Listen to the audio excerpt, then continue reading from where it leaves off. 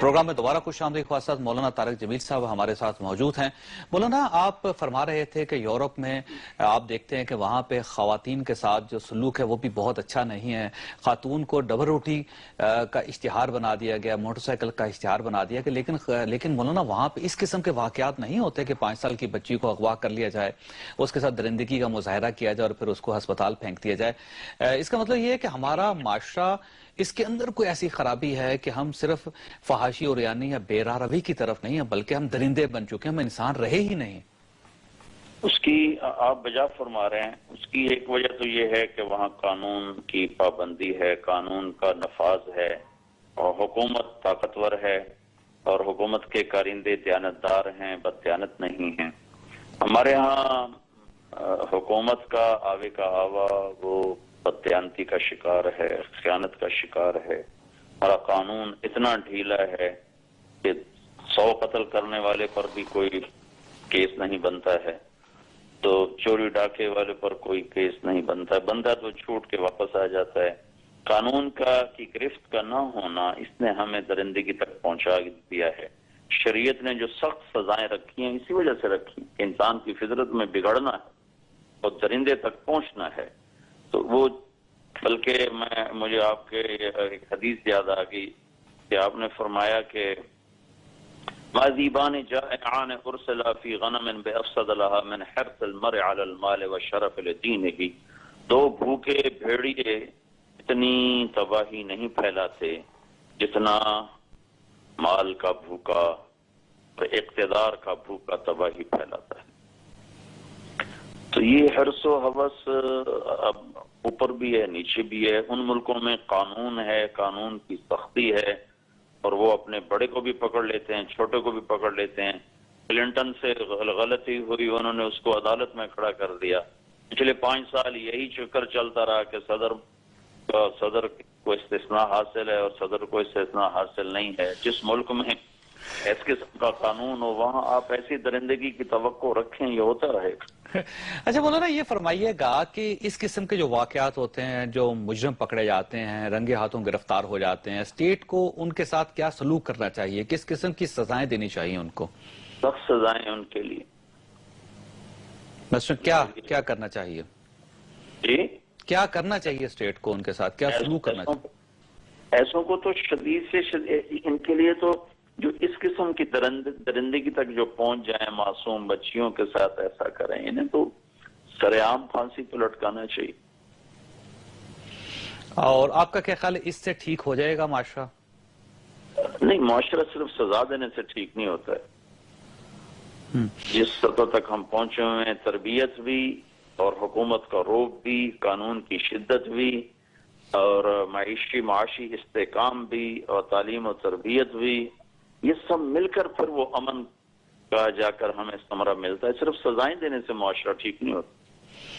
लेकिन मौलाना, सिर्फ इसमें आम शहरी का इशू नहीं है। आप देखते हैं मदारस में जो इस किस्म के वाकयात रिपोर्ट होते हैं, वहां से जो इस किस्म की हरकतें निकलती हैं वो भी इंतहाई अफसोसनाक बल्कि दर्दनाक कहानियां होती हैं वो भी। तो इसका मतलब ये है कि सिर्फ दीन से कुर्बत इन चीजों को नहीं रोक सकती। अगर रोक सकती तो मदारस में कभी इस किस्म का कोई वाकया पेश ना आता। दीन जावेद भाई, सिर्फ पढ़ने का नाम दीन नहीं है, पढ़ा हुआ तो शैतान भी बहुत है। इसलिए इब्राहीम अलैहिस्सलाम ने 2 बातें की थी, युअल्लिमुहुमुल किताब वल हिकमत व युज़क्कीहिम, कि इन्हें इल्म भी दे और इनकी तरबियत भी करे। जान लेना काफी नहीं होता है, वो उसके साथ तरबियती मराहिल से अगर कोई नहीं गुजरता तो इल्म उसको कोई खास नफा नहीं पहुंचाता है। जान लेना ये एक हद तक नफा पहुंचाता है, लेकिन इंसान तरबियत से बनता। तरबियत किसकी जिम्मेदारी है? वालिदैन की जिम्मेदारी है, माशरे की जिम्मेदारी है, हुकूमत की जिम्मेदारी है, उलमा कराम की जिम्मेदारी, किसकी जिम्मेदारी है तरबियत? असल में तो कुल्लुकुम राइन व कुल्लुकुम मसऊलुन अन रइयतिही, मेरे नबी ने हर आदमी को जिम्मेदार ठहराया है। तो तुम में हर आदमी वो राई है और हर आदमी अपनी रियाया का वो उसका जिम्मेदार है। तो मैं अपनी जान के लिए जिम्मेदार हूँ, अपनी औलाद के लिए, बीवी के लिए, माँ बाप अपनी औलाद के लिए, फिर भाई के लिए। اس طرح ہر فرد اپنی ذات پر اپنی سطح کے لحاظ سے ذمہ دار ہے، اور اوپر چلے جائیں تو ادارے ذمہ دار ہیں، اور اوپر چلے جائیں تو جو ضلعی حکومتیں ہیں وہ ذمہ دار ہیں، پھر آخر حکمران تک اس کے ذمہ دار ہیں۔ یہ ذمہ داری کسی ایک فرد پر نہیں آتی بلکہ پورے معاشرے کے ہر فرد پر آتی ہے، اور خاص طور پر جو اہل علم ہیں، اہل بصیرت ہیں، اہل فراست ہیں، اور جو لوگ اہل اقتدار ہیں، اہل قانون ہیں، ان کی ذمہ داری زیادہ بن جاتی ہے۔ جی فرمائیے گا مولانا، آپ فرما رہے عمر رضی اللہ تعالیٰ عنہ مسجد میں بیٹھے رو رہے تھے، تو کسی نے پوچھا آپ کیوں رو رہے ہیں؟ تو فرمایا دجلہ کے کنارے کتا بھی پیاسا مرا تو عمر پوچھا جائے گا۔ اچھا مولانا، یہ آپ کو یاد ہوگا کہ آج سے 10 15 20 سال پہلے جو سوسائٹی تھی وہ کمپیریٹیولی بہت بہتر تھی، اور اگر ایک محلے میں چند بزرگ ہوتے تھے تو وہ بزرگ اس پورے محلے کو اپنی ذمہ داری سمجھتے تھے۔ ہمارے سامنے کے واقعات ہیں کہ ہمارے والدین دوسروں کے بچوں کو اپنے بچہ سمجھتے تھے، ہمیں بتاتے تھے کہ یہ تمہاری بہن ہے، یہ تمہارا بھائی ہے، خواہ اس بھائی یا اس بہن کا تعلق کسی دوسرے محلے سے ہی کیوں نہ ہو۔ ہم ان کے والدین کو نہیں جانتے تھے، لیکن جب وہ ہمارے ساتھ کھیلنے کے لیے آتے تھے تو ہمارے والدین یہ بتاتے تھے کہ یہ تمہاری بہن ہے اور تمہارا بھائی ہے۔ اب وہ تربیت ختم ہو چکی ہے، اب بتایا نہیں جاتا بزرگوں کی طرف سے اپنے بچوں کو، تاکہ ایک رشتہ جو کریٹ کیا جائے، تاکہ تعلق پیدا کیا جائے، وہ تعلق اب قائم نہیں ہوتا بچوں کے درمیان۔ شاید یہ بھی ایک وجہ ہو کہ والدین نے اپنی ذمہ داری چھوڑ دی۔ بہت بڑی وجہ ہے۔ 3 سال کا بچہ اسکول بھیج دیتے ہیں، خود فری ہو جاتے ہیں، اور مرد کاروبار میں اتنے کھپ گئے ہیں، جابز میں اتنے کھپ گئے ہیں کہ جب وہ تھکے ہوئے واپس آتے ہیں تو ان کے پاس ٹائم ہی نہیں ہوتا ہے۔ ٹائم ہوتا ہے تو تھکے ہوئے اتنے ہوتے ہیں کہ وہ بچوں کو فریش ہو کر ساتھ بیٹھ نہیں سکتے۔ بیٹھنے کا وقت آتا ہے تو کوئی ڈرامہ چل جاتا ہے، یا کوئی وہ اپنے کوئی ٹاک شو چل رہے ہوتے ہیں ہمارے۔ ہاں جی، آپ کو ٹاک شو چل رہے ہوتے ہیں، یا فیس بک پہ بیٹھ جاتے ہیں۔ تو ماں باپ میں اور بچوں میں کانفرنس نہیں رہی، بیٹھنا نہیں رہا۔ ایک گھر میں رہ کر بھی نہ ان کے پاس سمجھانے کا وقت ہے، نہ ان کے پاس سمجھنے کا وقت ہے۔ تو یہ بہت بڑا ہوا ہے۔ مجھے یاد ہے ہمارے نانا مرحوم میں اور میرے بھائی، ہم دونوں کو اپنے پاس بٹھا لیتے تھے اور ہمیں نبیوں کے قصے سناتے تھے۔ تو ہمیں کچھ لفظ سمجھ میں نہیں آتا تھا، لیکن مجھے بھائی اتنا یاد ہے کہ وہ قصہ سنا رہے ہوتے تھے اور رو رہے ہوتے تھے، تو اس کا تاثر دل دماغ پہ پڑ رہا ہوتا تھا۔ تو اس کا بہت بڑا فقدان ہوا ہے کہ ماں باپ نے اولاد کے ساتھ بیٹھنا اور ان کے ساتھ بات کرنا اور ان کو اچھے انداز میں سمجھانا۔ بعض اوقات ماں باپ بھی سمجھاتے ہوئے اتنے طنز پہ آ جاتے ہیں کہ اولادیں الٹا باغی ہو جاتی۔ مولانا، میں نے یہ وقفہ لینا ہے اور یہ اس کے بعد ہمارا آخری حصہ ہوگا اس پروگرام کا، لیکن وقفہ لینے سے پہلے مولانا آپ کی وساطت سے ایک چیز اپنے سننے والوں اور دیکھنے والوں کے سامنے رکھتا جاتا ہوں کہ اس میں کوئی شک نہیں کہ ہم سب مصروف ہوتے ہیں۔ ہو سکتا ہے میں مصروف ہوں یا میری بیگم مصروف ہوں، یہ کاروبار کرتے ہوں یا کسی دفتر میں کام کرتے ہوں یا گھر کے معمولات میں مصروف ہوں، لیکن ہمارے بزرگ جو بچوں کے دادا ہیں یا نانا ہے یا محلے میں جو بزرگ ہیں، وہ تو فارغ ہوتے ہیں، ان کے پاس تو شاید اتنا کام نہیں ہوتا۔ وہ محلے کے بچوں کو اپنے پاس بٹھا کے 1 آدھ گھنٹہ سمجھا سکتے ہیں۔ اسی طرح دادا اور نانا اپنے پوتوں اور نواسوں کو، نواسیوں اور پوتیوں کو بٹھا کے ان کو سمجھا سکتے ہیں۔ وہ جو تربیت کا ایک سلسلہ ہوتا تھا پاکستان میں، اب وہ ختم ہوتا جا رہا ہے۔ کسی نہ کسی سائڈ سے کسی نہ کسی بزرگ کو یہ کام بھی اٹھانا پڑے گا، یہ ذمہ داری بھی اٹھانا پڑے گی۔ اسی سے معاشرہ ٹھیک ہوگا۔ اگر ہم سب ایک سائڈ پہ ہو جائیں گے تو پھر اس قسم کے واقعات ہوں گے، اور ان قسم کے واقعات کا الٹیمیٹلی یہ اثر نکلے گا کہ ہم سب کی بچیاں اور بچے غیر محفوظ ہو جائیں گے۔ ایک چھوٹے بریک کے بعد واپس آ رہے ہیں۔ پروگرام میں دوبارہ خوش آمدید خواستہ مولانا طارق جمیل صاحب ہمارے ساتھ موجود ہیں۔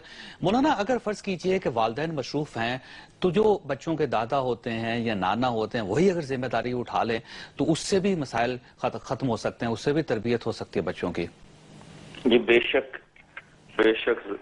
ہر آدمی اپنی سطح پر یہ ذمہ داری لے تو کمی تو ضرور آئے گی، اس میں تو کوئی شک نہیں۔ ہمیں نا امید تو نہیں ہونا چاہیے، اپنی محنت تو کرتے ہی رہنا چاہیے۔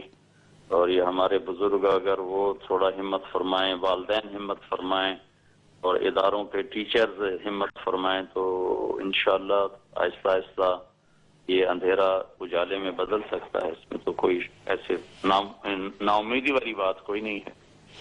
مولانا ہمارے اپنے بچپن کے واقعات ہیں وہ بہت سارے. ہمارے جو محلہ تھا اس میں ایک نلکا تھا جس سے سارے محلے کے لوگ پانی بھرتے تھے. وہاں میں نے اپنے خود والد صاحب کو دیکھا کہ وہ اور میں جا رہے تھے تو وہاں ایک چھوٹی سی بچی تھی 7-8 سال کی ہوگی. وہ نلکے سے پانی بھی بھر رہی تھی اور ساتھ اوپر دیکھ رہی تھی کسی چھت کی طرف. تو میرے والد صاحب وہاں پہ رکنے کے بعد اس کو ایک ہلکا سا تھپڑ مارا, اسے کہا نظریں نیچی کرو. میں نے بعد میں اپنے والد صاحب سے پوچھا بھی کہ اس کا تو ہمارے ساتھ کوئی تعلق نہیں تھا. انہوں نے کہا نہیں, اس محلے میں رہنے والی ہر بچی میری بچی ہے اور میری ذمہ داری ہے کہ میں اس کی تربیت کروں اور میں یہ تربیت کرتا رہوں گا. لیکن اب یہ سلسلہ ختم ہو گیا. والدین یا بزرگ دوسروں کے بچوں کی ذمہ داری نہیں اٹھاتے جبکہ ان کو اٹھانی چاہیے. بے شک بے شک بے شک. مولانا جی انما المؤمنون اخوہ, تمام امت آپس میں بھائی بھائی ہیں, ایک دوسرے کی ذمہ دار ہیں. اچھا مولانا, کیونکہ پروگرام کا آخری حصہ ہے تو میری آپ سے درخواست ہے کہ وہ ان تمام بچیوں کے لیے دعا فرما دیجیے جو اس قسم کی درندگی کا نشانہ بن رہی ہیں, بالخصوص سنبل بچی جو اس وقت لاہور میں ایڈمٹ ہے اور اس کی وجہ سے پورا ملک مغموم ہے, اداس ہے. تو ان سب کے لیے آپ دعا فرما دیجیے اور اس کے ساتھ ساتھ ہمارے پورے معاشرے کے لیے دعا فرمائیے کہ ہم اپنی اصلاح کر لیں تاکہ اس قسم کے واقعات کم از کم نہ ہو سکیں جس سے ہم اپنی نظروں سے خود گر جائیں. میں بھی ہاتھ اٹھاتا ہوں, آپ بھی ہاتھ اٹھائیں, اور جو یہ پروگرام دیکھ رہے ہیں ہمارے بھائی بہن وہ بھی ہاتھ اٹھائیں اور درود شریف پڑھیں. اللہم لک الحمد کما انت اہلہ فصلی علی محمد کما انت اہلہ وفعل بنا ما انت اہلہ انک اہل التقوی و اہل المغفرہ. اے زمین آسمان کے تنے تنہا حکمران بادشاہ اللہ, ہم تیری بارگاہ میں دکھی ہو کر, مظلوم ہو کر حاضر ہو رہے ہیں. اے ہمارے رب, ہماری ساری امیدیں کٹ چکی ہیں, ٹوٹ چکی ہیں. تو ہماری آخری پناہ گاہ ہے. لا ملجا ولا منجا منک الا الیک, تو ہمارا آخری سہارا ہے. اے ہمارے رب, ہمارے اعضاء شل ہو چکے ہیں, قوتیں کمزور ہو چکی ہیں, ہمارا پورا ملک درندوں کی آماج گاہ بن چکا ہے. میرے مالک, عزتیں پامال ہیں, خون پانی کی طرح بہ رہا ہے, نہ جان محفوظ ہے, نہ مال محفوظ ہے, نہ عزت. چھوٹی چھوٹی بچی ہیں میرے ماں.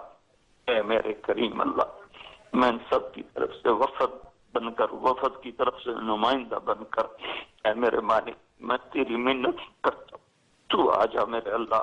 نہ ہمارے حکمرانوں کے ہاتھ میں کچھ ہے, نہ ہماری فوجوں کے ہاتھ میں کچھ ہے, نہ ہماری پولیس کے ہاتھ میں کچھ ہے, نہ ہمارے اپنے ہاتھ میں کچھ ہے.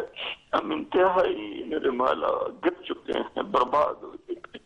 اے میرے مالک, ہم تیری بارگاہ میں منت کر, میرے مولا ہماری بیٹیوں کو عزت دے, ہماری اولادوں کی حفاظت فرما, میری جان مال کی حفاظت فرما. میرے مولا, تو نے تو یہ ملک دیا تھا کہ تیرا نام زندہ کر, امن کی فضا قائم کر. اے میرے مولا, ہم نے اپنے ہاتھوں سے اپنے چمن کو آگ لگا, اپنے ہاتھوں سے اپنی بنیادوں کو اکھاڑ کے پھینک دیا.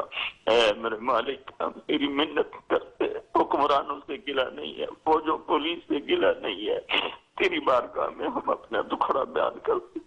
تو آ جا میرے اللہ, اس ملک کے حالات کو ٹھیک کر. ہمیں ہماری بچیوں کے اور اس ہماری بیٹی سنبل جو پوری قوم کی ایسی پتہ نہیں کتنی بیٹ روزانہ رباوت.